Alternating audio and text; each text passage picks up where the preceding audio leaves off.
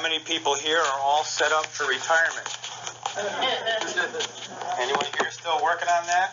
Yeah, me too. We're not alone.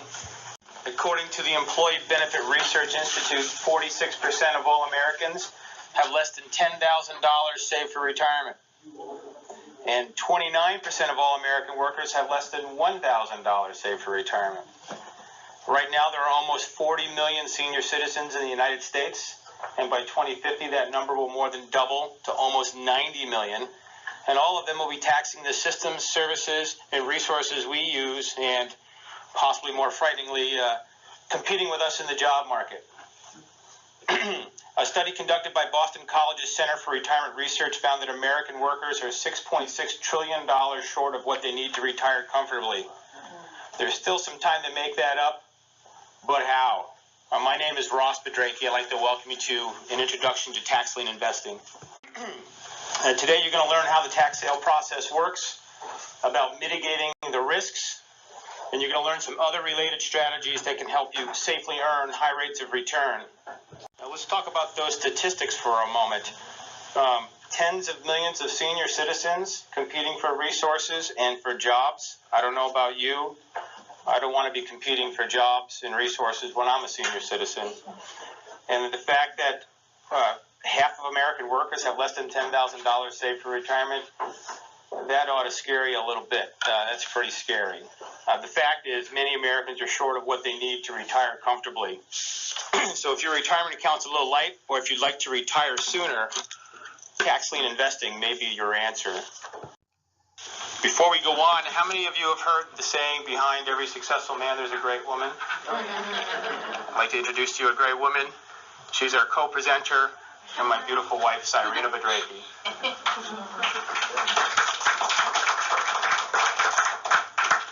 Let me take a few minutes to share with you how Cyrena and I got involved in tax liens.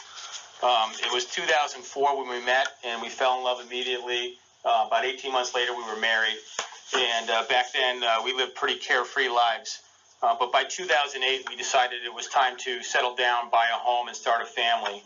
In order to do that, I'd take a real job in corporate America. I took a job as a sales manager in the elevator industry. Now, the joke in the industry is it's an up-and-down industry. It's true. It's true. The ups are you can buy a home and start a family.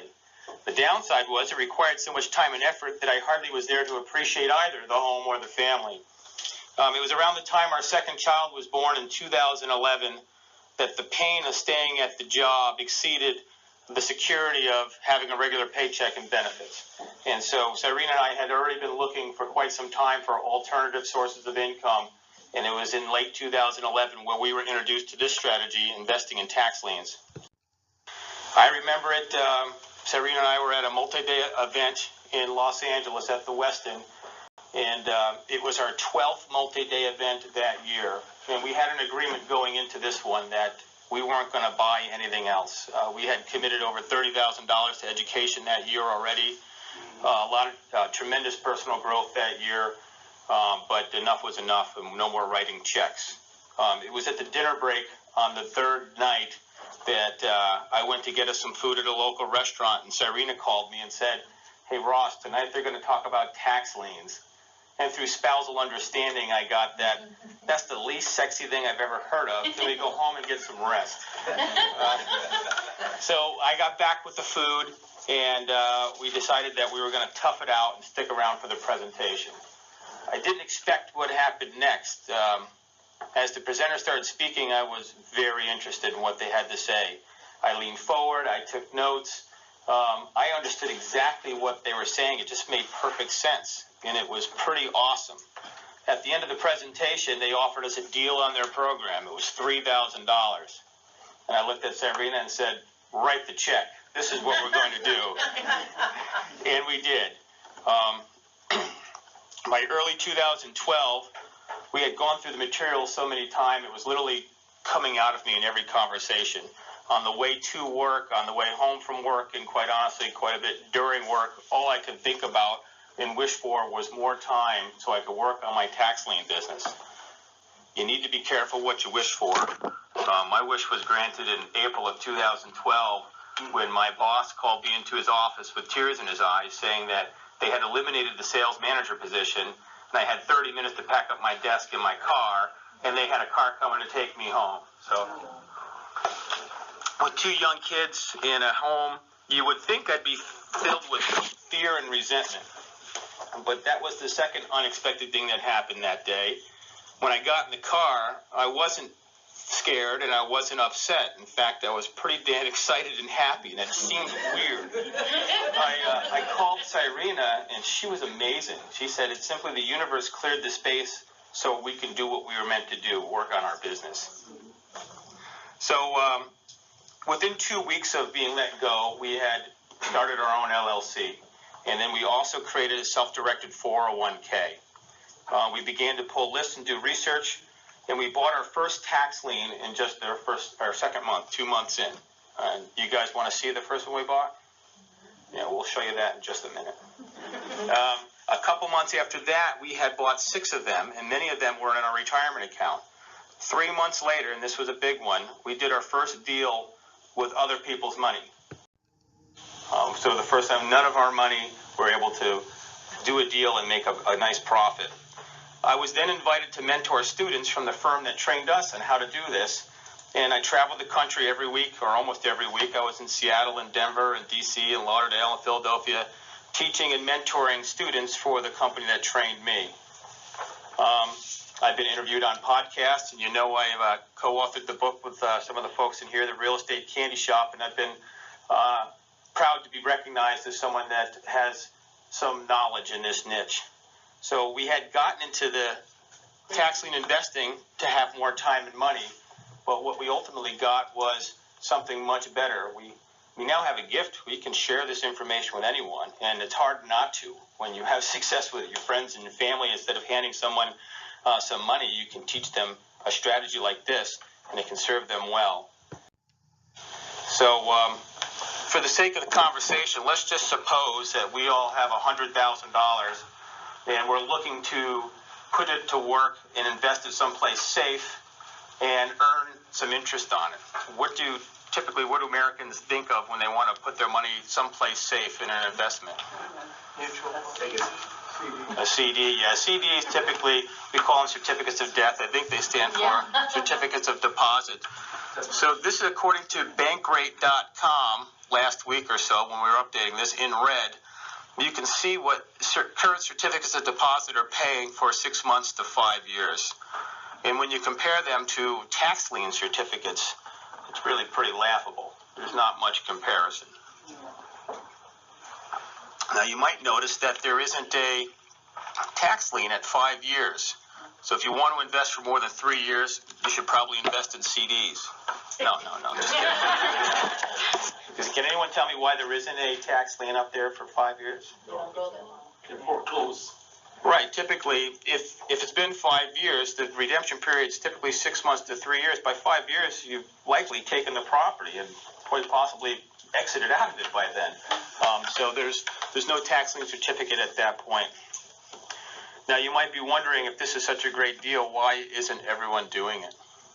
Hard work. There's 2 reasons. You want to share? Cyrena's going to tell you the 2 reasons why people... So first is it's illegal for anyone to earn commissions on delinquent taxes. So therefore, financial advisors and anybody of the sort cannot earn a commission by telling you about this investment opportunity. So they don't even offer it because they're not going to make anything on it. Well, let me tell them the second reason. Okay. The second reason is it's where the banks and financial institutions are investing your money. You ever wonder why they put lollipops on the counter at the bank? We're all suckers. They're paying us 1 to 2%, and they're making 8 to 36% investing in tax liens. Some of the most competitive bidders at the tax lien auctions are major financial institutions, and I've seen it in Fulton County, Georgia. $100 million fund in there just buying things at more than retail price. They have different strategies, so my thought is don't compete with those guys. One of the nuggets of wisdom I'll drop here that I learned along the way is In the big markets like Fulton County, the big guys are going to be in there. But if you find the smaller counties around that, the path of progress is usually a good place to look. You'll have a better chance, less competition in the counties around the major counties. The other thing to consider is if you're going to invest in tax liens, consider how far that county is from the airport you might land in, because you might just own that property someday, and if you're going back and forth to that, you don't want to have a 4-hour car ride once you fly across the country to get to the property. And just going back to, in Florida, which holds tax lien and tax deed sales, it's not uncommon to see Wells Fargo Bank or Bank of America as a tax lien certificate holder. So. Now, how many people here know the rule of 72? Investors should know the rule of 72. Does anyone not know the rule of 72? We'll go over it real quick. Basically, if you were asked how long it would take to double your investment, you'd use the rule of 72 to estimate that. So we'll use the certificate of deposits we saw. For easy math, we'll use 2%. If you bought a $100,000 certificate of deposit at 2%, how long would it take to turn that into $200,000? Anyone? 36 years. Wahoo! Yeah. I like the 1% those better. Yeah, 1%. 72. If you start when you're young. Let's compare that to tax liens. You know, with tax liens, if you, I'll use Georgia as an example because we do. Okay. You want to use Kentucky? Well, Kentucky was 12%. So Oh, easy math. So Kentucky is a tax lien state that pays 12%. If you're earning 12%, you bought a Kentucky tax lien with the $100,000 we had, how long would it take you to double if you were earning 12% on that investment? 6 years. 6 years. A little bit better than 36 years. In Iowa? Iowa pays 24%.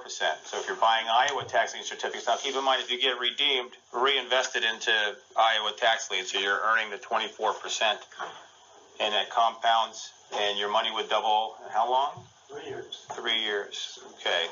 Compared to the certificates of deposit.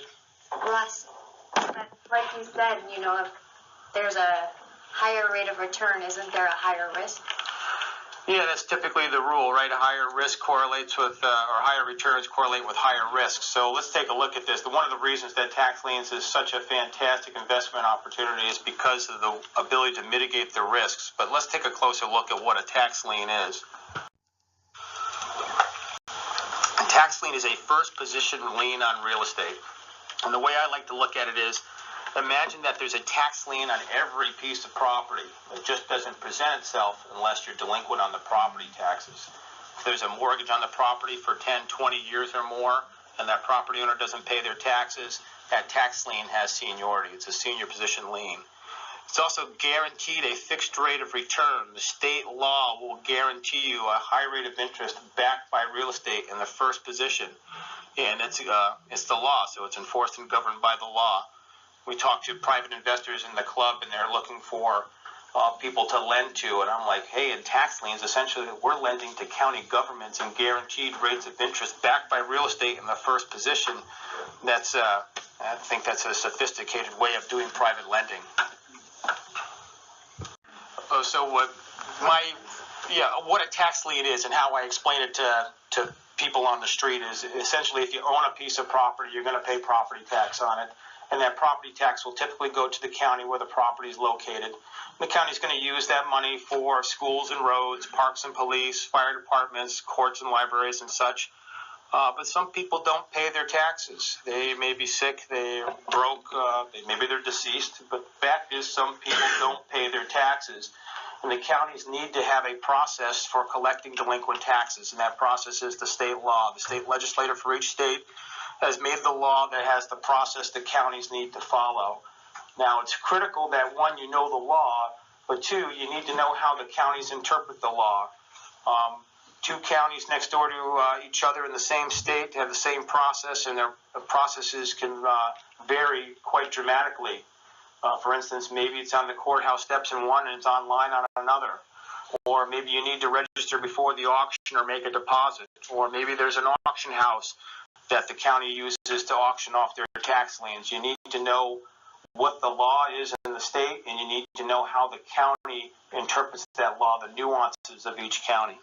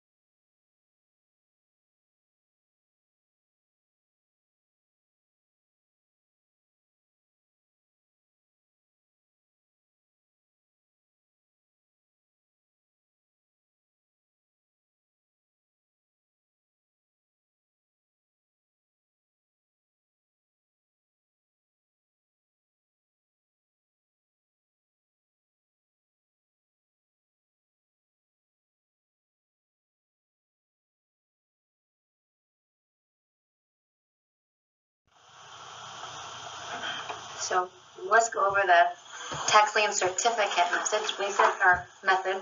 We said there were two types of investments here. There's the tax lien and tax deed. So we're going to go over the tax lien certificate. Let me just give an overview first, and we'll go into greater detail. Essentially, a tax lien and a tax deed is the same process. It's just where in the process can we get involved as an investor. So about half the states are lien states and half the states are deed states.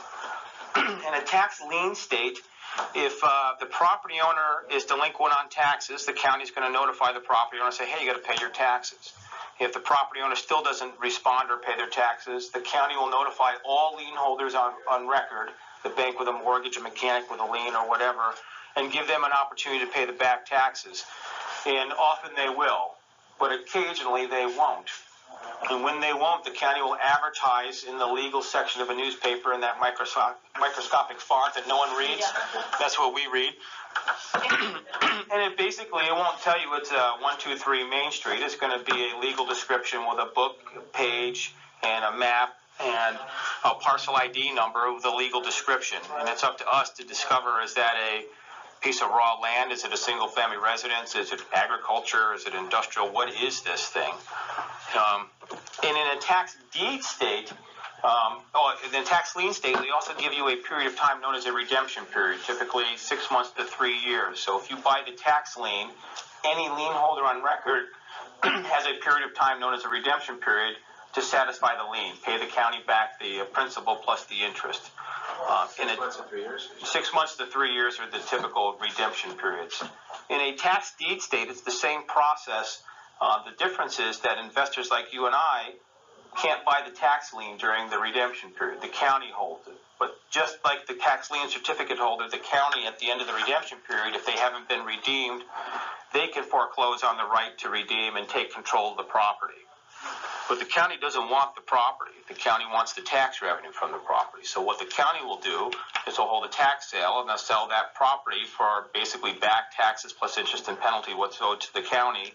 And that'll be the opening bid. But when you're the high bidder at a tax deed sale, that's your piece of property when they deliver you the deed.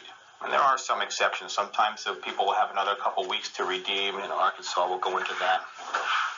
So you just explained it all, but we'll go over it in a little bit simplified. So first, the property owner doesn't pay their taxes. So the county issues a tax lien and then sells it at a tax sale to private investors, like me. When the property owner redeems or pays off the tax lien, they're paying the tax liens and any penalties. And then the county will issue you a check where you receive your principal and your guaranteed rate of interest. We're going to look at some state code so you can see that this is governed by law. This is Arizona. Arizona guarantees a 16% simple interest paid until the tax lien is redeemed. So any month or fraction of the month, it's going to be an annualized amount. To redeem real property tax lien, a person must pay the county treasurer the amount which real property tax lien was sold with interest at the rate stated in the certificate purchase. So if you bought a $100,000 tax lien in Arizona, you would count on getting a 16% return on your money. But what would happen if you didn't get your money back at the end of 3 years? You'd have the right to take the property. And there are costs and procedures along those lines that you need to be aware of. If you're thinking it's just the cost of the lien and plus the cost of rehab and you can sell it, there are deed application fees and a lot of other expenses you need to know of. That process of converting that into something you control and can sell, there's some expenses on top of that, and we'll go into greater detail. You can usually find those little nuances on the county's website. They'll usually give you all that information about what the process is for them and their charges. So the tax deed method, similar to the tax lien, the property owner doesn't pay their taxes. So the county holds the lien and then they hold it until the redemption period's over, forecloses on the property. And then the county sells the tax deed to a private investor, and the private investor receives a limited warranty deed to the property.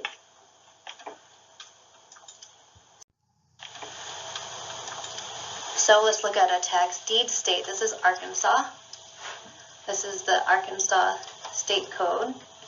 And once the tax delinquent land is sold, they issue a limited warranty deed to the land. One of our, he's actually a very good friend now. He was originally a student, but he's basically become family. He invests in Arkansas, and I was talking to him today because I thought I remembered that he had bought a deed there and that they sent him his money back. So I asked him about that, and he said in Arkansas, which we haven't invested in, if you buy the deed, any lien holder of record, even after the deed sale, has up to 2 weeks to satisfy the county. And in one of these situations, our friend received his money back with no interest. So he But within 2 weeks. So. Yeah, within 2 weeks. But I remember the high of, we got a really good one, and then son of a gun. It's not easy to get these. But we'll he's go done with pretty it. well in Arkansas. Yeah, he's done all right. Let's go over it one more time. The process? No, this is all you, sweetie. So, again, the property taxes are delinquent, so the county issues a tax lien and holds a tax lien sale. When you buy the tax lien certificate, if you are redeemed, you get your principal and your interest back after. If it's not redeemed, you can go through the foreclosure process and own the property free and clear. What happens when the tax lien certificate is not bought? Great questions, Irene. Sometimes there's a surplus of inventory. When we went through the recession, there was many states that had a surplus of inventory, and you only have 100 investors, but you have 100,000 properties. Yeah, I think it was 2008 that Cook County, Illinois, had like 96,000 liens for sale, and they had a sale for 5 days, 8 hours a day, 40 hours, and at the end of the sale, there were still like 40,000 liens unsold. And it's not that they were garbage, it just wasn't enough time, there wasn't enough investors to buy all those liens. And when it's in the county inventory, so everyone will explain what. So when it's in the county inventory, after the sale, you can often go into the county office and buy them directly, buy them by mail, or buy them online. And then the cool thing about this, in many states and many counties, the redemption period started at the original tax sale. So you might walk into the office 2 years later, and the redemption period, if it's 3 years, only has a year left on it. So there's many advantages. Or perhaps the redemption period is expired. It was 4 years ago the county took it sitting in inventory, and you find it in Arizona. You look over the counter in Maricopa County, and you find, hey, this one actually looks like something I'd be interested in. Oh my God, the redemption period's expired. You can literally buy the tax lien over the counter, then pay your deed application fee, and go through the process of taking control of the property because the redemption period's already expired. So, and then it goes through the same process. So in a tax deed state, the difference is that the county has held it through this entire period, and then they take the title at the end of the redemption period. With the title, now they have the tax deed, they hold a sale. You can buy the tax deed and own the property free and clear. And if it doesn't get bought, then it goes back into the next sale, or sometimes it goes to the state and they offer it online. If it sits in county inventory long enough, they're going to have another sale, or sometimes a supplemental sale, where it won't even be what's owed in back taxes. The opening bid may be $500. Sometimes they just need to move these things and put them back on the tax roll. Sure. Okay, so a quick question. If it's a 3-year rate of redemption and the next year rolls around, you bought the certificate the first year, I assume somebody else can buy the certificate the second year? Sure. So let's just, for example, in Alabama, there's a 3-year redemption.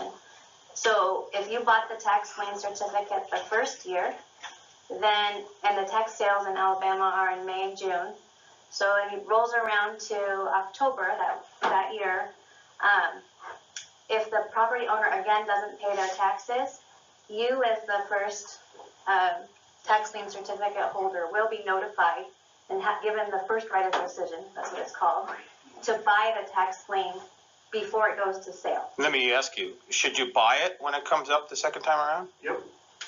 Yeah, you've already done the research on the asset, so you know you don't. And it's another 16%? It's right. It's another Depending on. right. Yeah. Right. So there might be advantages to not buying it or to buying it. If somebody else bought it before you could foreclose on that property, you would have to pay back the principal and interest to that person.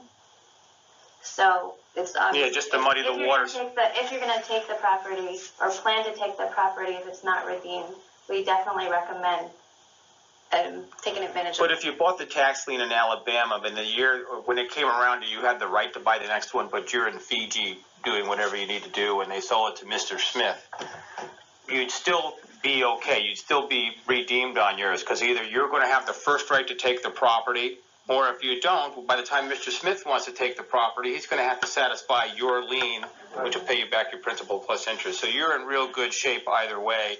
But my thought is if you bought a lien on something with a multiple-year redemption period and the opportunity to pay another year's taxes comes up to get another tax lien certificate, I would recommend buying that. Do you, as the first lien or the first buyer of that lien, then get first right of refusal to actually purchase the property if it wasn't redeemed within that 3-year period and you didn't buy the other two? Yes, because your redemption period would expire first. The second year's person wouldn't expire for another. Yeah, the second person might be in year 2 and you're at year 3, so you can exercise your right. 3 years in every step. But say you didn't.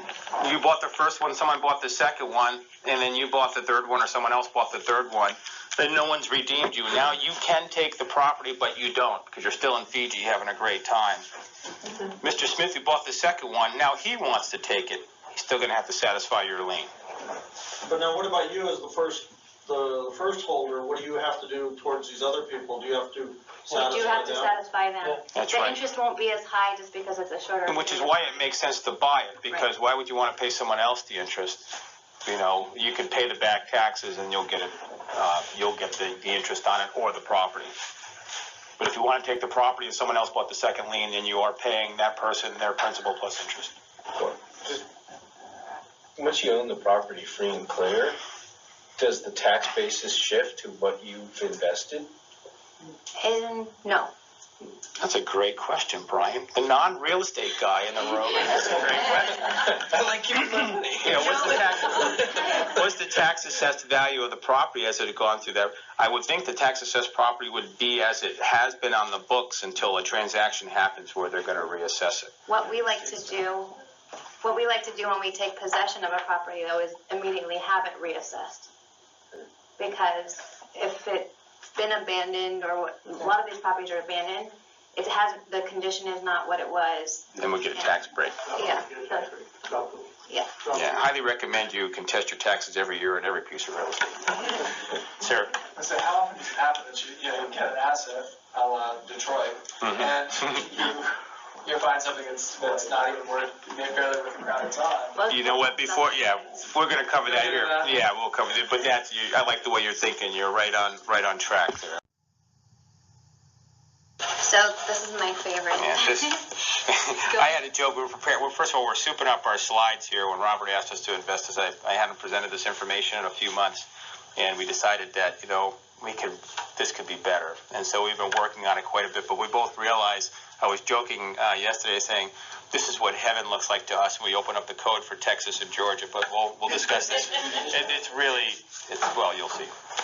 So Texas and Georgia offer what is called a redeemable deed. And a redeemable deed is like a tax deed. You buy the tax deed at the sale. However, the property owner has a year to pay it back. But instead of a high interest rate, you still get a high interest rate, but instead of an annualized interest rate, you get a flat penalty interest rate. So that means if they redeem you the following day versus the end of the year, you're still going to get your guaranteed rate of interest. From our experience, let me just say from our experiences, when you buy a redeemable deed, you're either going to get redeemed right away in the first month, or you're going to get redeemed the last possible. Intelligent institutions will realize, hey, there's no need to light a fire here. It's the same amount at day 365 as it is day 5. But some people, if it's an investor, we had one where an investor bought the home, but they didn't know there was a tax lien on it. And we bought the tax lien, and they're fixing up the home, and then they had to satisfy it in 1 month. It was in Georgia. We made 20%, or $10,000. We made $2,000 in less than a month. That's a 240% return compared to that CD. Well, CD's a little safer. In Texas, you want to tell about Texas? Texas is a 25% penalty over 6 months. That's So got to if be a you're- typo. 25%. This is their actual code. In 6 months? 6 months and then 50% over a year, and the redemption period is 2 years. How many times does 50 go into 72? Less than 2. So these are great states. And in Texas, the cool thing about Texas is that when you get that tax deed, you are actually entitled to rent. You can upgrade the properties, and then they also owe you a percent penalty against whatever you put into the property. So Let me just mention another thing on Texas, because I've learned about Texas. Texas is awesome, but like Texas is its own country. It really is. So, in most jurisdictions, you're going to pay tax to the county, and if you don't pay, the county is going to offer the lien. Texas is a little different. Texas has taxing jurisdictions like the municipal utility district and the school district, and you pay taxes to those specific districts. And if you're delinquent on taxes, those school district may contact a law office to try to collect the back taxes, and the counties work with law offices to hold their sales. I was at Harris County, geez, it's been a couple years now, and I learned the process from another trainer named Mike Wolf. I'm good friends with him, and I went there, and I can utilize his team, and I know what I'm doing. But they had 8 precincts, and then they had a foreclosure sale and like some other sale simultaneously. There's in a brick or concrete floor, glass walls, there's 8 sales going on in the same room with a couple sheriffs. And if you know what you want and what sequence it is, you're trying to fight crowds, that's intimidating as hell. So my thought is, if you really want to get involved in Texas, and it's learnable and it's very powerful, find someone who's competently, successfully investing in Texas and have them mentor you and coach you. The cost of one mistake greatly exceeds the cost of hiring a competent coach in the market you're interested in. You don't know what you don't know. That's right. You know, I got into this to make more time and money, and I remember I was so determined when I first started that I remember it was Cherokee County. I couldn't figure out how to convert the legal description to an address, and it's right on their website was put in the parcel ID number, and I could take it out of the newspaper, put it in there, and it wasn't working. And ultimately, I opened the wallet, called the coach, and some of the nuggets of wisdom I got for $10,000 from that coach paid me several times that back. So, you know, I didn't want to pay for the coach, but it was worth it. So our favorite state to invest in right now is Georgia. Yeah, Georgia's people ask why we don't invest in Texas. We're catching fish in Georgia. We're doing very well right now. We have a good team set up there with contractors and realtors. I have our godfather of our third son is a real estate attorney for 30-something years. I use his offices. I get title work. So we have a good team set up in Georgia. Oh, look at this gem. This is case study Shadow Rock. This actually represents something very special to us because this was our first one. So we have some information? Sure. Okay, so this is what we saw. I looked at the property. I see opening bid is $4,000. We estimated fair market value at $163,000. Any other information there or not yet? No. All right. Well, Georgia pays 20% over a 12-month redemption period. So let's have a little mock auction here. I'm going to be the auctioneer. I've been to a lot of them. I've seen some horrible auctioneers, and I've seen some great ones. So I know how to do this now. So first of all, what I would do if I was coaching you, I'd say you can't possibly know what your maximum bid is if you don't know what you're going to do if you take the property. So you need to know your exit strategy at your maximum bid before you know what your maximum bid is. If you happen to get it for less than your maximum bid, you might have more strategies open up to you. But you need to have all the thinking done. You don't think at the auction. You think up to the auction. At the auction, just execute. You don't want to get auction fever and get hurt. Yeah. So everyone have an exit strategy and a maximum bid in mind? I'm going to run this thing. You have a chance to buy it right now. Okay, the opening bid is $4,000. Any takers at $4,000 on this one? Okay, $4,000 going once, sir. 45. 4,500 going once. Fine. $5,000 going once, going $6,000 going once, $60,000. $60,000 going once, going twice, 65. $65,000 going once, going twice, sold to the gentleman. Congratulations. Now, if you bought this for $65,000 and you got redeemed, how much would you get? $98,000. Yeah, you had $13,000 profit on that. Pretty good. But what if you didn't get redeemed? What would you do with the property? Live in it. Would you move into it? Perhaps not. We should show you the neighborhood.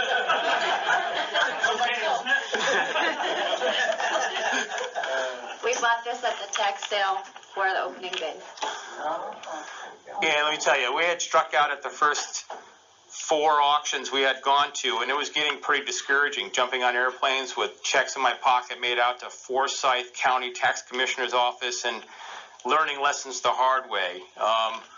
But this one came just at the right time, because if you, well, you can imagine, if you picked up a home that was worth about $160,000 for less than $4,000, how would you feel? Yeah, it made a big difference.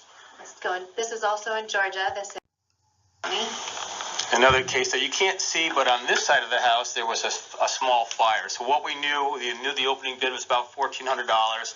We had estimated the rehab to be $125,000. We knew we were going to do a lot of work in there.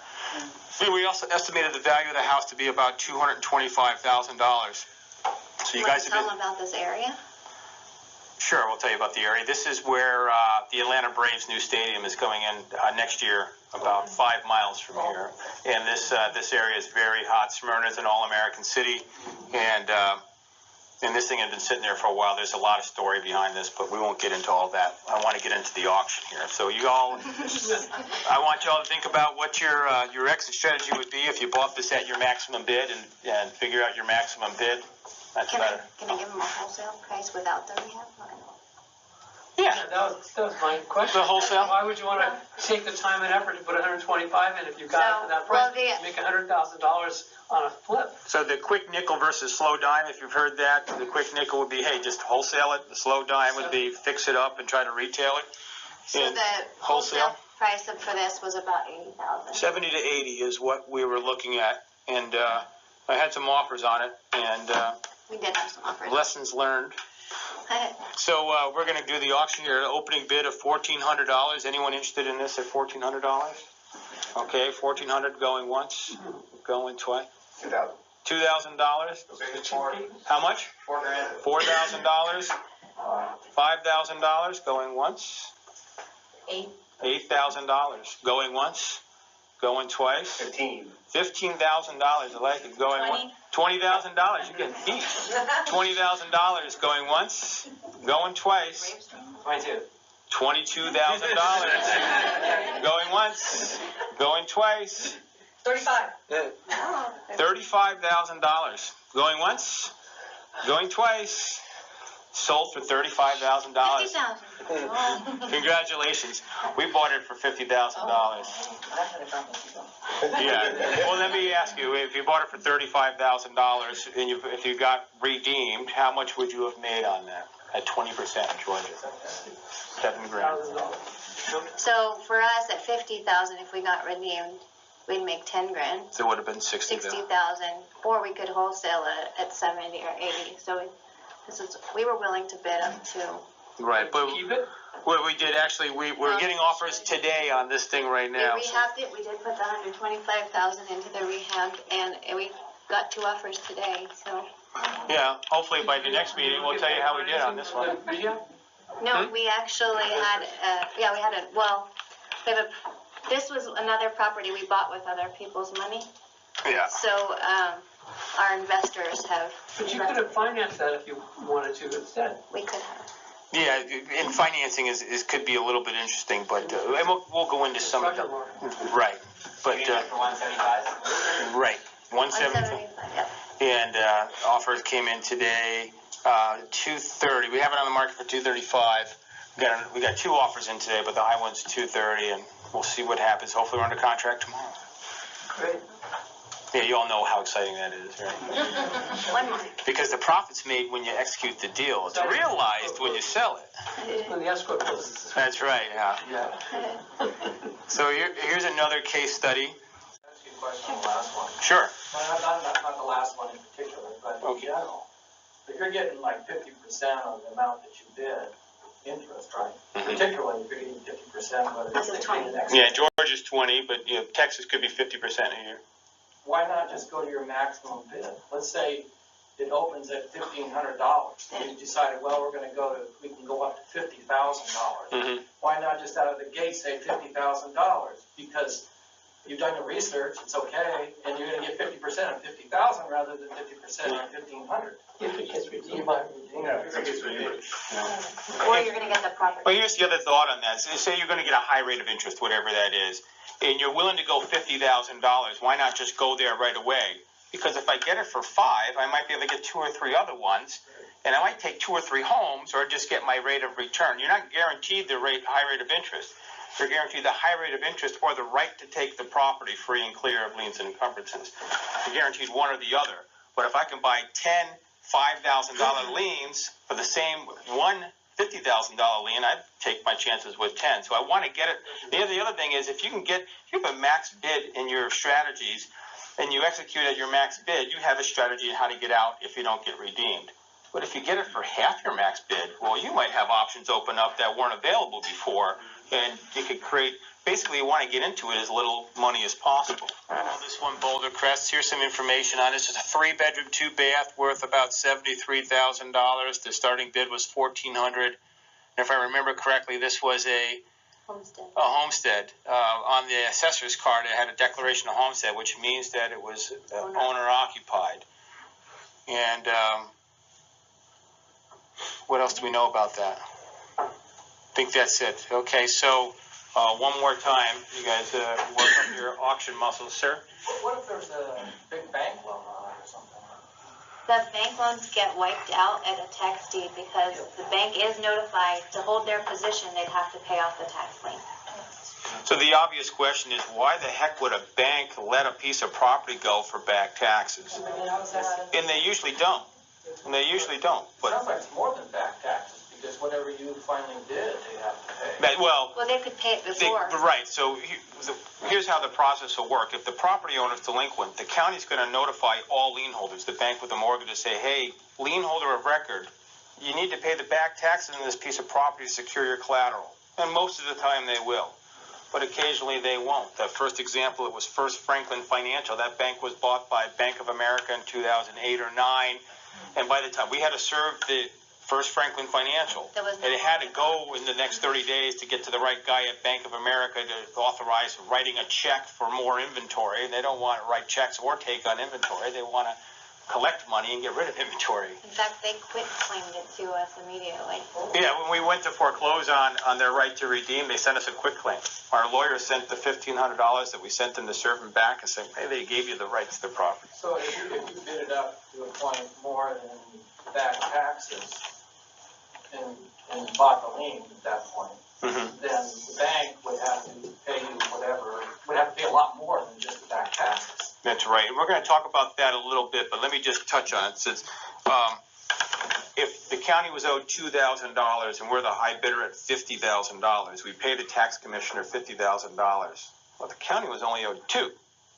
They're sitting flush on $48,000. Someone's entitled to that money, and it's the lien holders in their order of seniority that are entitled to it. So if a lien holder wants to redeem me, they have to pay me $60,000, but they have $48,000 in excess funds they can collect. So instead of $2,000, it cost them $12,000, but I bought them a year of time with no ding on their credit to get their affairs in order. And that penalty is a state law. That's not me arbitrarily choosing 20%. That's the in law. the time period right now, as we come out of the last recession, also the banks had all these properties on their hand. They didn't really want any more. So, especially the lower value properties, the $75,000 to $150,000 properties. The banks were letting a lot of them go. And so the 50% and the 25% that you're talking about, is that on the back taxes, or is that on the amount that you finally paid? the amount that you paid. In Texas and in Georgia, that's on the premium that you paid. So they owed $2,000 and you paid $50,000. They're going to pay you 25% on your $50,000. But they can collect the excess funds to help pay that. How? Here is something that I recently learned. You want to know why the bank would quit claim this to you? It's written into the Dodd-Frank Act. What happens is if the taxes are not paid, in most cases, the loans are also starting to not be paid. Sure. So the loans become non-performing. Right. In 2014, under the Dodd-Frank Act, the Dodd-Frank Act says for every asset the bank holds that is non-performing, they have to reserve 10 times. Okay? What that means is, It's crushing. if you have 1% of non-performing asset, now all of a sudden 10%, you have to reserve at 10%. At 6% non-performing, guess who shows up at their door? The regulators. At 10%, they now are having to reserve over 100%. They're out of business. Out of business. So you go in there, the moment you show up, they say, thank God. Yes, they do. Let's just get rid of it. Because they can't get rid of it. They cannot get rid of it. That's a great point. We've got, Yeah, That's Joseph. why we can buy notes at such steep discounts. Because you're doing the banks a favor. Yes. You know, they can lend more money when we take You take it. the undesirables off their books. and they don't invest in tax deeds, they do invest in the tax lien certificates. Yeah, typically the big institutions will buy tax liens. They can earn high rates of interest over a period of time. If something redeems, they just put it back in the coffers and reinvest. So we're gonna, Let's run the auction. Let's run the we're gonna auction. run the auction here on Boulder Crest. 3-bedroom, 2-bath, starting bid's $1,400. Have any takers for $1,400? Going once, opening bid. $2,000. $2,000. Going once, going twice. $5,000. $5,000. Going once, going twice. $7,000. Going once, going twice. $7,500. Going once, going twice. $10,000. $15,000 to get you moving along. $15,000. Doesn't like 50? Yes. $50,000 going once, going twice. Sold to Dustin Wiseman for $50,000. Let me ask you, Dustin, if you got redeemed on this, how much profit would you make on your $50,000? What if you didn't get redeemed? What would you do? Foreclose after the redemption period. And then how would you make a profit on your $50,000? I would put either wholesale the property or rehab it. Well, the property's worth $72,900. What do you think you can wholesale it for? 42%. 65. I was trying to move you guys along. Yeah, no, Yeah, no, you're stuck. No, I mean their presentation. sir. Well, that brings up the question, what's your rule of thumb with regards to how high you'll go? Is it like 50% of fair market value? There's a lot of variables in that. We have our formulas that we use, and 50% is a pretty good barometer for the way we do it. Yeah. I've seen, like I said, the institutions will pay over 100% of fair market value. Now you say, they don't know what the hell they're doing. Well, let me say, if they have $100 million to invest in an auction, they know more than I know what they're doing. They have a different strategy, and I think we've figured out how they're able to do that, is that they have someone buying a lien on their property, and they're entitled to the excess funds, and they're really getting it for back taxes, no matter how high they do it. And the state's aware of that, and they're working on trying to close a legal loophole. Why Sir. would you take that kind of risk? You don't know what, if it's a homestead, somebody's in there. You don't know what, it's FMV in terms of somebody driving by and doing a PPO on that thing, or you do Google Map or something, say, oh, the area supports it. That could be a dump inside, you're rolling the dice. It could be, and the thing with the declaration of homestead, one of the things that might lead me to think is I have a higher chance of getting redeemed if the guy that actually owns the house is living in it. So I'm thinking, but hey, I need to be prepared. If I'm not redeemed, I better be able to make a profit with my maximum bid on this thing. At $50,000, Dustin, I think you're going to get hurt. But how did we do on this one? We bought it for $13,900. Now let me ask, who here would be interested in, would be happy to have gotten that for $13,900? So let's take a closer look at the property. The house is smaller than I remember. Here's what happened. There's a lesson here. We learned this lesson. I'm going to share with you my pain so you don't have to feel it. the way this happened earlier in our career, this was August of 12. We had a huge list of. And we had gotten, first I went to another county, and we learned that the counties will have sales at 10 o'clock, and there's some other counties will have sales at noon, and if they're close by, I can to do both. Back then, at the beginning, I did, I think it was Forsyth County first. Was it Gwinnett County first, and then we went to DeKalb County, and Cyrena had done research on DeKalb County. But what I had done is I struck out at Forsyth County, and I called my coach, and I said, man, there was 60-something parcels on this thing. I had 9 targets all identified with my strategies on there, and they ran through that sale. The sale started at 10. At 10:26, it was over. They only read 10 items. I'm like, what the hell happened? You know, it was over before it started. And so I called my coach, and I said, man, I just got my butt kicked at the Forsyth County sale. He goes, you're at Forsyth? I said, well, yeah, you told me to come to Georgia, and this is where I am. He goes, you're in Georgia? I said, well, yeah, I'm out here. He goes, I'm in Georgia. And I'm like, where are you? He said, I'm at DeKalb County. I said, we did research on DeKalb County. Has the sale started yet? He goes, no, it doesn't start till noon. My real estate attorney who was with me, who lives in the area, I said, how far is DeKalb County? He said, it's about an hour. I said, we're coming over now. And so we ran over to DeKalb County, and the fish were jumping in the boat. We got 5 of them that day, and I could have kept going. I just stopped. I'm new at this. I just bought 5 of these things. And so we went around after the sale. I paid the tax commissioner. I could tell you stories about what you can learn at the tax commissioner's office. Make sure you get friendly with those people in there, and they can help you. But then I went around and looked at the properties, and I looked at the first 3 properties, and I'm like, hell yes, we kicked ass today. We get to the 4th property, and I'm like, that property that I showed you, that wasn't 942 Boulder Crest. That was like 952 Boulder Crest. But Google Maps and Zillow, we could get a lot of information online. But the lesson learned here is if you're not eyeing it, or someone you trust looking at that property in a day or two before if it's unoccupied, try to gain access. Yes, you're trespassing. But you want to look inside. You want to collect as much information as you can. This asset's going to back your investment. And we learned that lesson the hard way. So I called Cyrena. I asked her, help me understand, where is this? And it took about an hour before I accepted the fact that I bought a wooded lot for $14,000. It was probably worth 3 or 4 if you could find someone to buy it. So the next day, the sales are in Texas and Georgia are the first Tuesday of every month that there's inventory. So the Wednesday, I called the tax commissioner's office, and it's buyer beware. I know I'm stuck with it, but it had like $30,000 for the value of the land and $30,000 for the value of the improvement. And I'm like, can we at least reassess this thing without the improvement? There's no improvement. And I think the foundation might have still been there. yeah, and he said, sure, the time for you can do that is from mid-May to early July. Well, here's the first Tuesday in August. My son.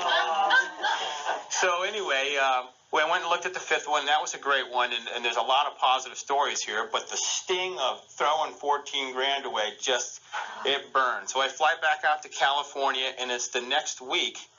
I get a call from DeKalb County with more bad news that one of the owners of the parcels we had bought had filed bankruptcy the morning of the auction, and they have to give me our money back. I'm like, son of a gun, which one?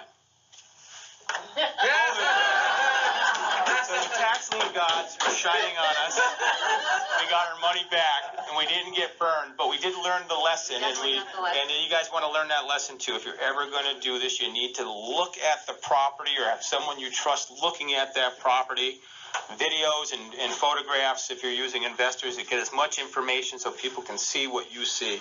A lot of properties to go look at. How do you do it? But typically in the beginning, how I used to do it is the Friday before the sale was the end of the business day. That list will get shorter and shorter as you approach the auction, as people pay their taxes and their houses come off that list. But at some point, you need to step in and do the deeper level of research. We go through the list and eliminate the raw land and stuff, but we basically kind of watch it till the last week, and then it's light your hair on fire. It's time to go, baby. And before, I used to jump on an airplane, get a rental car in a hotel, and get my list of 24 properties and try to see them in 2 days. Land there on Saturday, see them Sunday. I'd formulate my strategies and talk to investors and write notes on Monday, have all my stuff together Tuesday morning. It's just get a cup of coffee and go to the auction and hope,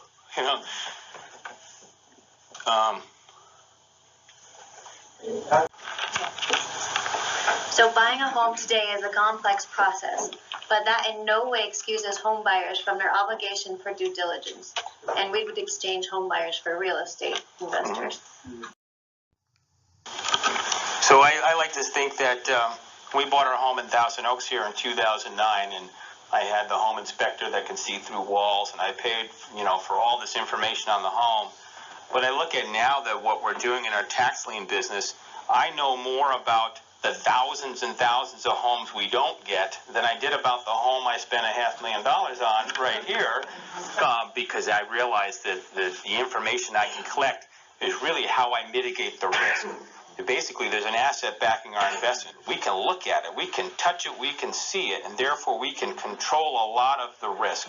Not all of it. A meteor could land on it, but things can happen. But for the most part, I have much more control and much less risk than I would in the stock market or some other real estate investments. So mitigating risk. Let me just ask you, what risks are there? What can you think of? What could go wrong?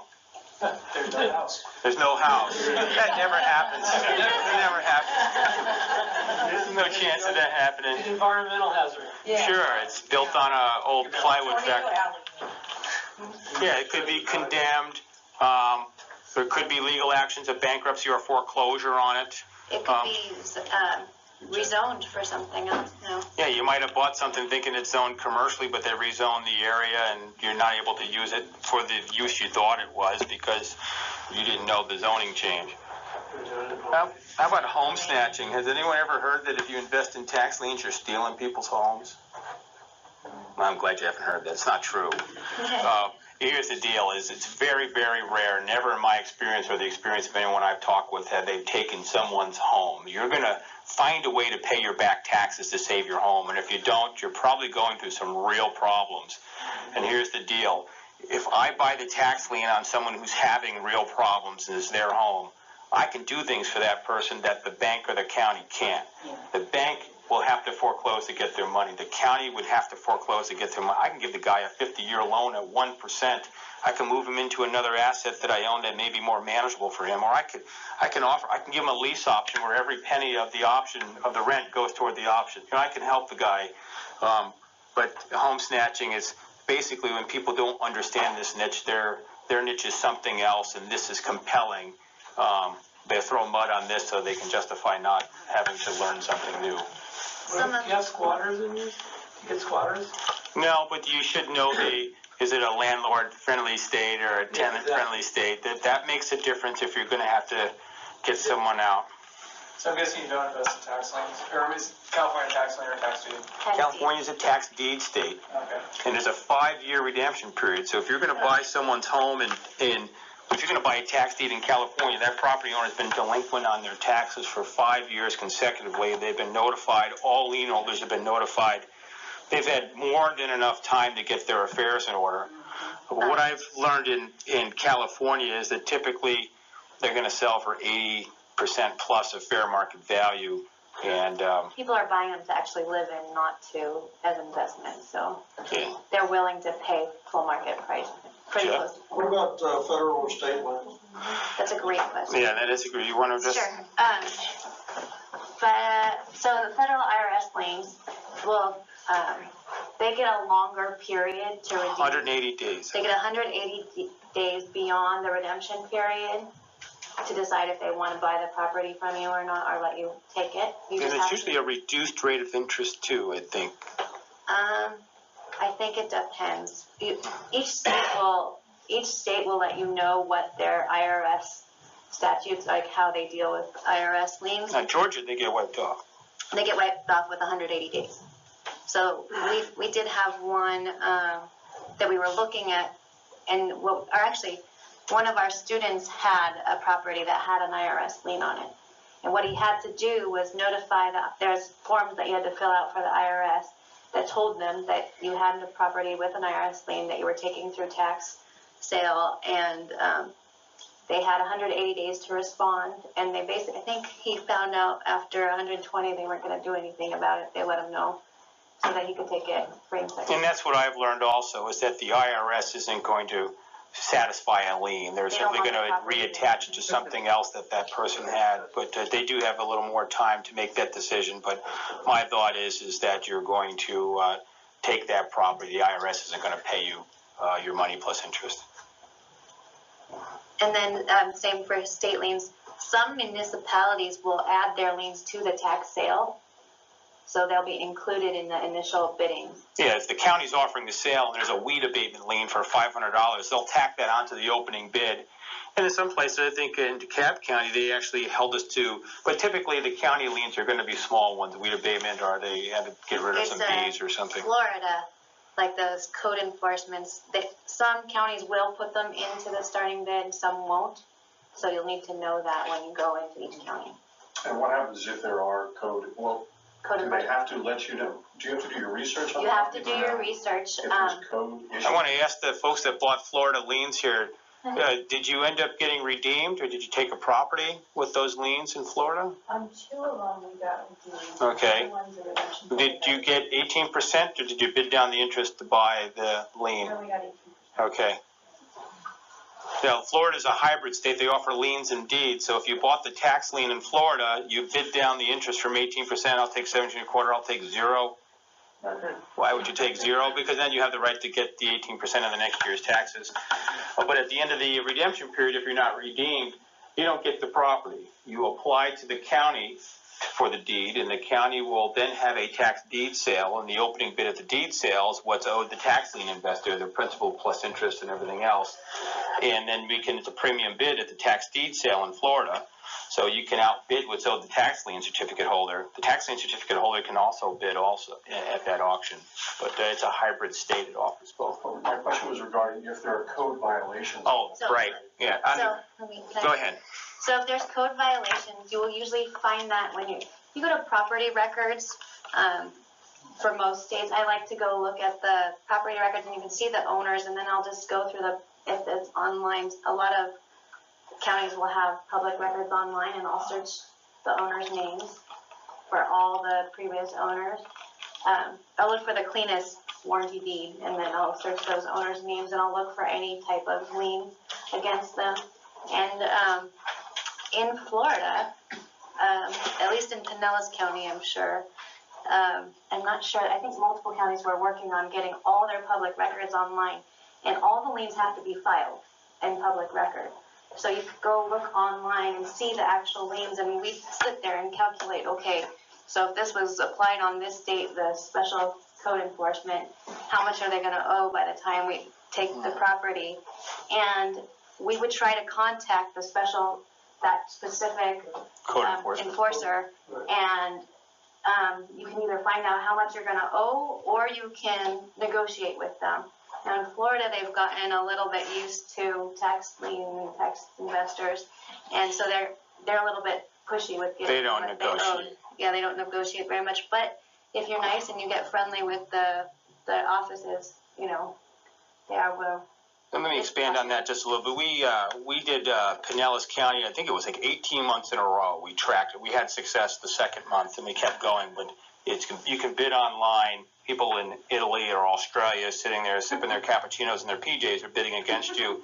And the harder it is to get information and the harder it is to participate in the auction, the better it is. Because it's a pain in the ass for you, it's a pain in the ass for your competition, you'll have less of it. Florida's very easy. Pinellas County was easy. But we looked at so many properties, and when there's code enforcement liens, I can see the date the lien was put on. It might be $150 a day because the guy put a flagpole too close to the curb or something. But what I couldn't see was how many days was that going on. Was that $150 a day for 1,000 days?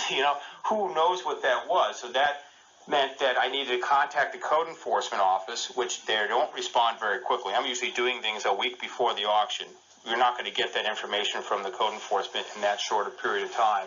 And from the folks that I know that have reached out to them, they don't really negotiate down. Hey, I'm thinking about buying this property through this process here, and I see there's $10,000 in code enforcement liens on there. What's the chance I can settle that for less? They now seeing enough of people bidding on that they're not really friendly toward out-of-state investors buying. So I tend to stay away from the ones with the code enforcement liens on. But again, it boils down to you need to know the rules. What's the state law? and how does the county interpret it?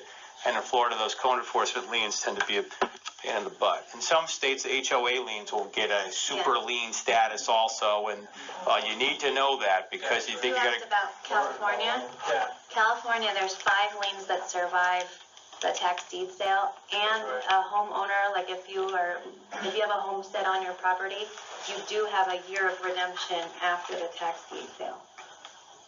So If you haven't filed the declaration of homestead on your primary residence, do it tomorrow. It's like $25. It's worth it. so anyways, So we can mitigate most of the risks by doing due diligence and knowing your exit strategies. And that's basically summarizing that slide. so Declaration of homestead, like you should have that, that's not the homeowner's exemption or whatever in your property tax, this is The declaration of homestead means that this is the home you live in, and I believe it's $75,000 or $100,000 of equity. So if you had creditors coming after you and they tried to force you to sell your home and you had $100,000 of equity in your home, with a declaration of homestead, 75 or 100, I forget what it was. It's been since 09, but a good portion of that equity the property owner is entitled to before creditors can get it. Without that declaration of homestead, that's exposed. So it's worth the $25 to record at one time. Sir?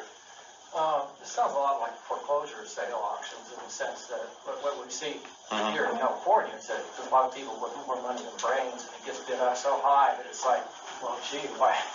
yeah. I mean, do you see? Now you know why we're in Georgia.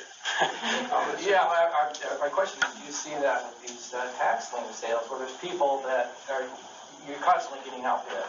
Yeah, in fact, I remember one of my mentors who taught me how to do this, he tells the story beautifully, is that you go to enough sales, people know who the players are. There might be 200 people there, but there's 6 people actually involved in most of the transactions. But some people who aren't willing to do all the work to know what the intelligent people do might just bid slightly higher than the intelligent person at the auction.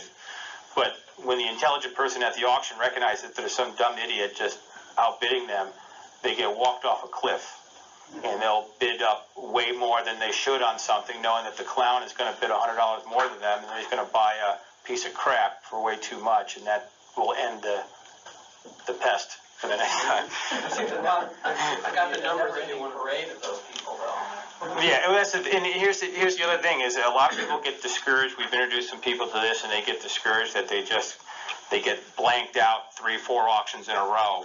And I remember my experience at DeKalb County was exactly that. And then just all of a sudden, no competition one month, and I'm just getting everything for way less than my maximum bid. And it was exciting as hell and scary as hell. It's like, whoa, it's too easy. Am I doing something wrong? Why am I? I'm barely making my registration for the one I just bought, getting back, finding out where we are, and I'm getting that one too. And so you never can tell. Maybe the investors that like that county cleaned up the month previous and they're tapped out of cash this month. So my thought is you got to have some tenacity, stick with it, and be smart. Stick to your strategies. Don't get the auction fever and try to get one. So if you want to get involved, this is the acronym I created for you to get started. So first, you want to review the state and county's tax sale process. Like we said, know the rules. And go to the county's website, get as much information as you can on their process. Then you're going to want to get a list. And because this has been around for 150 years, the counties have to, by public outcry, notify the public. So they didn't have websites 150 years ago. So it was required that they post it in a local paper. They usually also post it at the courthouse, at the county office, and now often on the websites as well. So you can get lists there. Simplify the list. So I like to, when I figure out what county I'm going to invest in, or we're going to invest in, I like to go and look up Google the county, find out as much information as I can about what's going on. We found out the Atlanta Braves were moving into Cobb County, and I joke with her that she wanted the lay of the land. You should have been buying in Inglewood. Yeah. And then I also look at where are the good schools? Where are the higher property prices? where are the most desirable areas to live in. And then when I look at the list and I've translated the parcel numbers into property addresses, I can immediately cross off any zip codes that don't fall in those desirable areas. Or I can, sometimes the parcel number itself, depending on the county and how they assign their parcel IDs, some parcel IDs actually have it coded where in the county they're located, or they'll have it coded of like how it's zoned or what use it is. So you might be able to cross off your list. Just an interesting thing is you start doing research and looking at raw data. If you look at enough of it, you start getting information just because you've interpreted. When you see the opening bid, you can pretty much tell if you've looked at that county a number of times. Hey, if it's a $50, it's a piece of vacant land. If it's $500,000, it's a giant commercial building. If it's $2,000 to $5,000, it's a $100,000 to $250,000 home. And you can pretty much tell from looking at opening bids what the value of the asset is. It's not 100%. You know, somebody short paid their taxes. It might be a $500 lien on a $400,000 house. You have to know. But for the most part, you can look at the opening bid and get an idea of the value of the asset behind it. Then you want to look at the property records, like we said. You do want to Google map it before you go drive out there. Just find out as much information as you can. Depending on the state and county, you want to do a title search before when you've narrowed your list down, and get as much information as you can. I love when I see that banks are the owners on the property and they're getting notified. We love those properties. Then you want to assess the property's value, and this is using your own judgment. What do you think you could sell this property for? What do you think the value is? And that's good to have team in the area. I go to my realtor, hey, if we acquired this property, how much could you sell it for in the next 90 days? And that gives me a good barometer of where I'm going to start my value at, and I'll reverse engineer my strategies with that number. So then you're going to run your numbers through your potential exit strategy to calculate your maximum bid. You're going to complete any due diligence. And what I mean by that is how Ross talked about how he drove around to each of the properties to look at them. If you have a realtor, you'll get the comps. And this kind of ties into the last thing, is that we believe that this is more doable when you have a team. And one of the things that we found in our experience when we learned about this was, at least we had each other, but a lot of people we teach are just doing this on their own. And one of our goals, and why we're working with Jesse, is to create a community of investors that are interested, so you guys can work together, whether one person's really good at research, one person's good at pulling comps, one person, just get a team together and start getting involved. And it's a lot more fun that way. You can do a lot of good and you can earn some good money. Wanted you to share your story about. Yeah, let me just share a little bit about have fun, do good, make money, which is what it's our values in life. It's all about having fun. There's no dress rehearsal. But can we do good? And how we're compensated in life is correlated to how much good we do. I like to give the example of a piano player. If you learned how to play piano, perhaps you could teach someone else how to play piano by the same way you learned.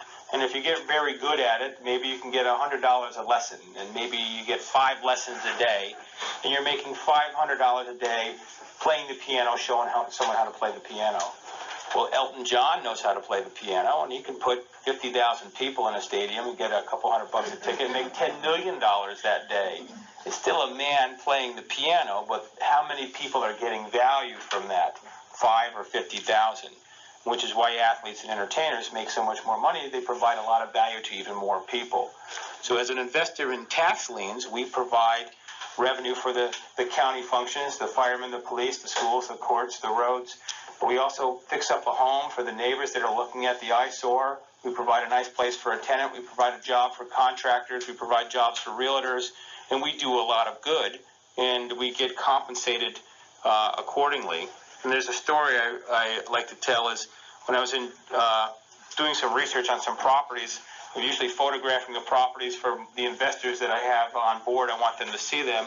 And I was looking at a really nice property, a $400,000 property, and I wanted to take a photo of it. As I'm driving by, the owner, a little lady, was sitting in the driveway or standing in the driveway. So I'm like, I'm not going to photograph her home while she's standing there.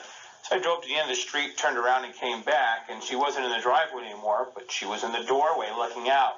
So I'm kind of doing over the shoulder a couple snaps, turn around the corner, and I'm typing in the next address in my GPS, and off I go.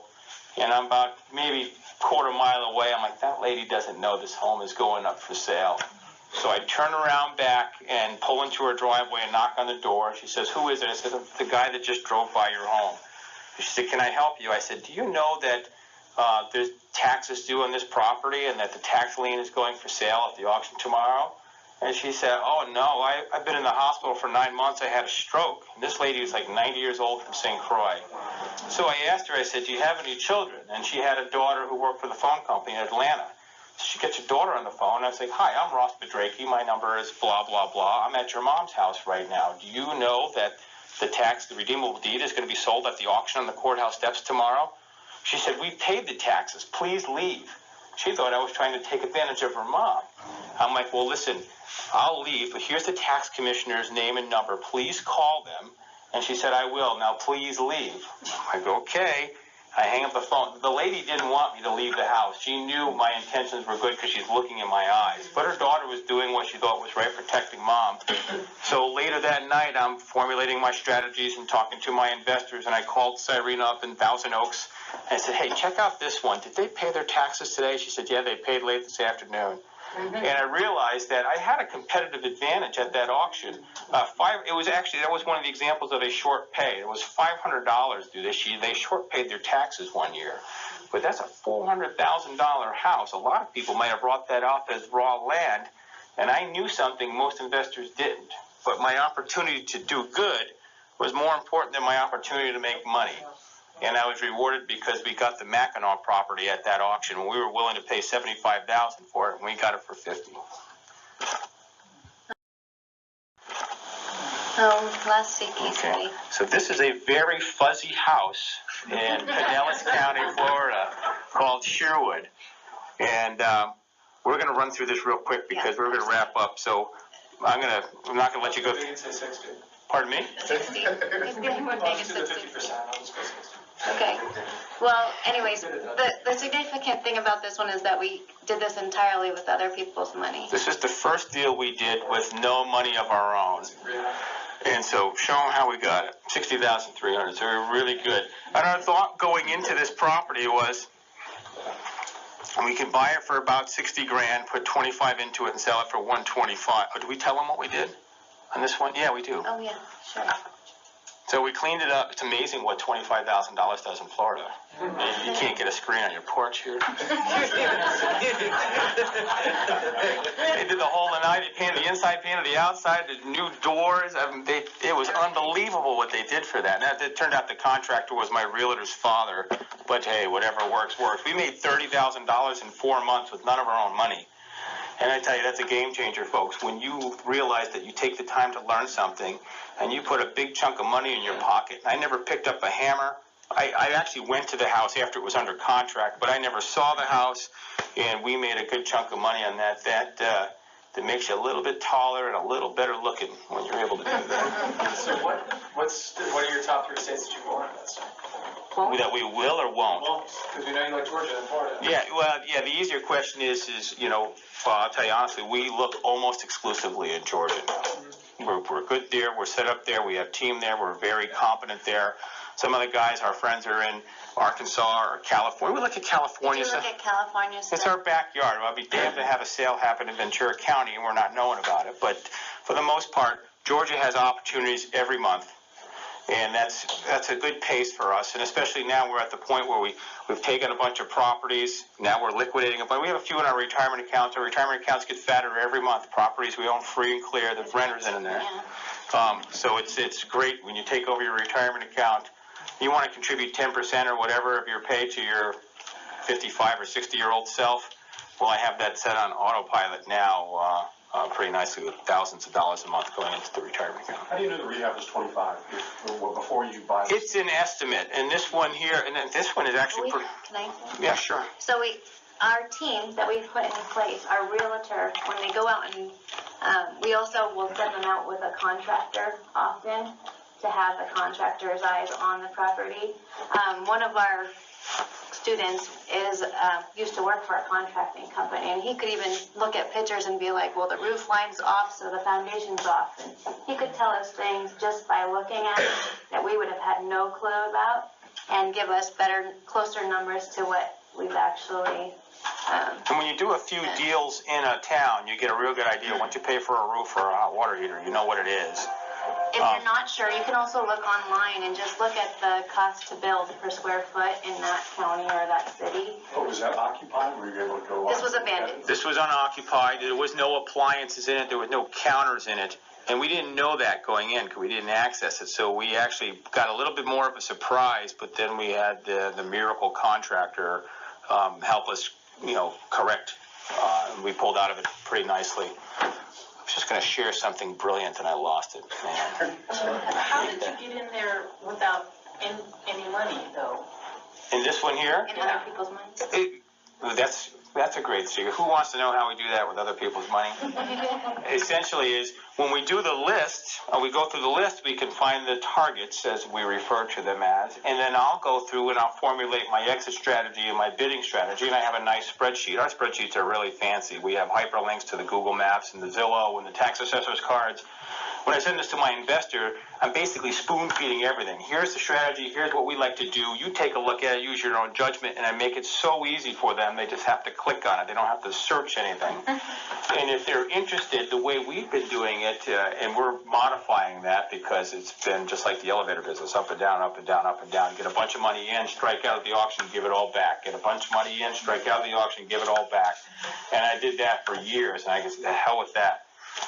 We're still doing that with friends and family and some of the people that were working with us early on, but we're, like Joseph, I think, wherever he disappeared to, we're building a qualified equity fund where people can get in, and that's ultimately what we're going to do. But for how I would teach friends here is we have an LLC that invests in tax liens. If someone that trusts us and knows us, they're in our house, petting our dogs, having food with our kids, they suspect that we're not likely going to dupe them since we've invited them into the home. So there's got to be some connection there. Essentially, they'll lend money to our LLC in Georgia, we're going to make 20%. I'll pay my friends 10%. And I said, you pay me 10%? I said, well, I'm going to get 20% or the property. So if I get redeemed in a month, I'll pay your money back plus 10% in a month. That's 120% annualized return. How's that compared to that bank thing you're getting there? And it takes people a while to warm up to that, but the investors that have taken a chance on us literally brings tears to our eyes, is that we're selling unsecured notes. We really are. But the other thing is, if we come up empty, I'm giving the money back, no penalty, no interest. And surprisingly, people don't want the money back. They want you to don't give it back to me. You just hold it for a while and try again. And we do a bit of that too. But again, we're graduating from that. We're still doing it a little bit, but our business has gone to the point now where we need to step it up. We've gone over a couple strategies, just the tax lien certificates that the banks are doing, the tax deeds. We talked about redeemable deeds in Georgia and Texas. There's like 5 states that do redeemable deeds, but Georgia and Texas. You mentioned over the counter where you're buying the surplus, using other people's money, excess funds. We talked about investing in your qualified. Yeah, I'm going to talk about excess funds real quick again. In Georgia, we used the Mackinac property, and I'll make up the numbers. There was the opening bid was $3,000, and we paid $50,000 or whatever that was. And the county's sitting on that $40-something thousand. You can literally do a title search and find out who's entitled to that. Reach out to them and say, "Hey, our firm helps people recover money that they're entitled to. We see you're entitled to a sum of money in excess of $40,000. Our fee is 10%. We can collect it for you. You don't pay unless we collect. Are you interested?" If they are, you send them a limited power of attorney, act on their behalf, collect the money, take your fee, and send it to them. But again, you need to know the rules of the game. Some counties won't let powers of attorney do that process, so you need to know. But then again, there's no money out of your pocket. You can see, hey, the county's sitting on this kind of money, that party's entitled to it, and then you can notify that party and let them know. And asset protection and tax planning are things that you should know about Yeah, those are subjects that I absolutely love. It's not about how much money you make, it's about how much you keep. And it's also, you know, if you make a lot of money, have a lot of nice things, you could turn out to cause yourself a nightmare, because people who don't want to work as hard as you did want your nice things, and they trip and fall on your house or jump in front of your Mercedes or whatever it is. The way my mentors have taught me is, on paper, you want to look like you qualify for food stamps. You know, you own nothing. I'm a broke bum. There's someone that looks just like me, though, that has. So we use LLCs and trusts and corporations. There's concepts like equity stripping. I think I've shared with a few of you folks, where if you have a house that's worth $500,000 and you own it free and clear because you bought it this way, you have a funding company, an LLC, can put a lien on that home for more than the value of it, and you take the equity off the home and put it on a note in a file cabinet that no one's going to trip and fall on. Same thing with your automobile. If you own your automobile, you have the $70,000 Mercedes E550, not that I'm looking at those. But if you own it outright, someone who doesn't want to work as hard as I did might try to take it from you. But if I had a company that I controlled in Nevada with a resident agent doesn't look like me, and they put a lien on that car for $90,000, even if someone had the audacity to try to sue me and take it for it, no lawyer is going to take that on a contingency because there's no equity in it. Even if they lost, even if I lost my car and they take the car, the funding company says, oh, you got the $70,000 Mercedes. There's a $90,000 lien on that. Would you mind satisfying that? So even when you lose, you win. And I've learned some really impressive things from some people that are a lot smarter than me on asset protection and tax. We have a club here locally called Brightstone Global. We review intellectual properties patents, and there's some big investors in there. And one of them is a doctor, and he met with the asset protection guy I brought into the club, and they structured him. And he had to buy a couple corporations. I don't know exactly. He spent like $20,000 buying structure. But he saves over $100,000 in taxes every year because he's structured correctly. And so they're not the sexiest topics, but they're pretty powerful if you take a good look at them. These are some of our students or people that we've met. They all say nice stuff because we help. The man of thought who will not act is ineffective. The man of action who will not think is dangerous.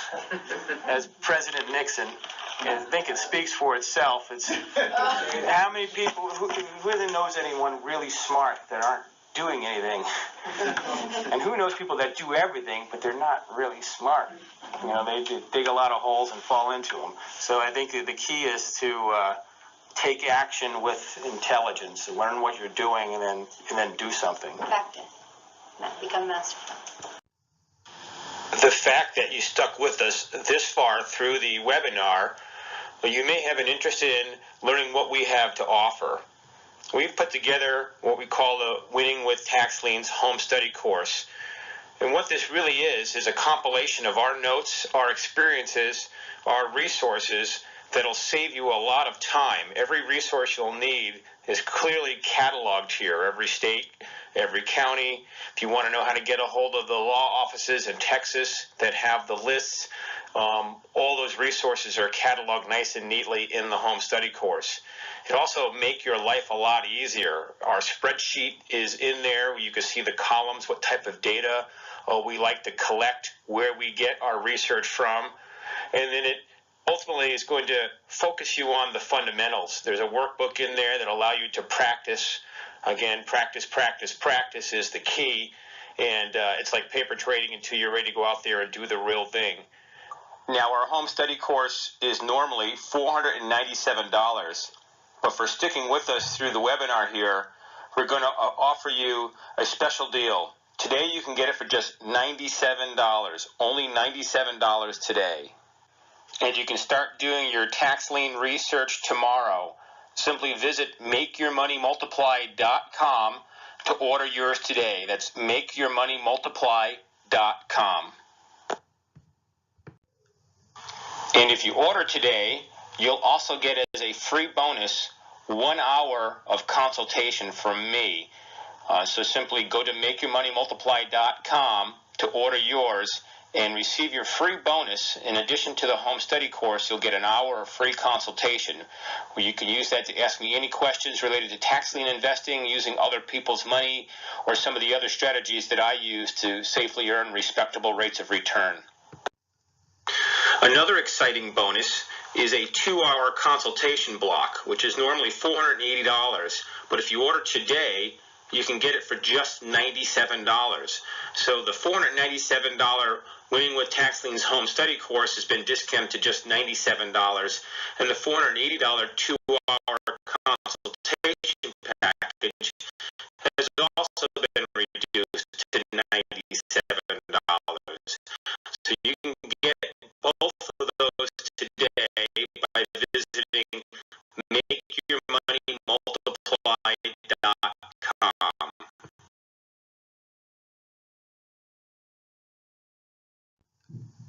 Another exciting bonus I'll offer today is the 10-hour consultation package, which is normally $2,400.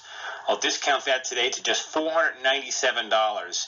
If you're serious about preparing for an auction and you want to make sure you're avoiding the landmines, it may be money well invested to have a 10-hour consultation, which can be used intermittently in the auction prep. So again, today, as a bonus for ordering the Winning with Tax Liens Home Study course, which has been reduced from $497 to just $97, you can also purchase a 10-hour consultation block that's been reduced from $2,400 to just $497. Perhaps you're a do-it-yourself type of person, but realize that it makes a lot of sense to have a knowledgeable guide by your side for the first couple endeavors. Well, we're offering the Texas and Georgia Mastery Tours for just $7,997. And what you'll get here is 3.5 days in Texas or Georgia at the county we choose. And these are small groups, typically 2 to 12. We'll show up on a Saturday. We'll look at the lists. We'll start doing our research. On Sunday, we'll drive around the county, take a look at properties, start formulating our strategies.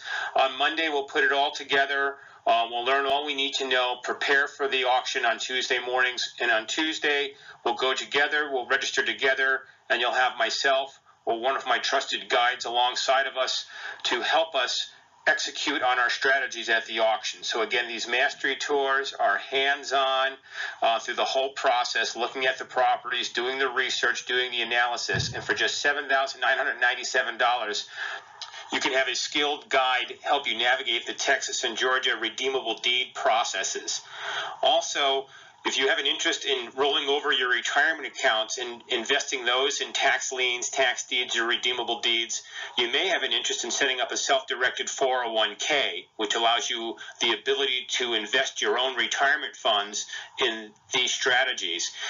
So that's available also for just $2,497, and we can help you get your self-directed 401k all set up, and you can start investing your retirement account into real estate through tax liens, tax deeds, and redeemable deeds.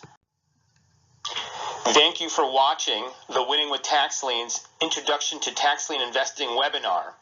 You learned how the tax sale process works, how to mitigate the risks, and some other strategies to safely earn respectable rates of return.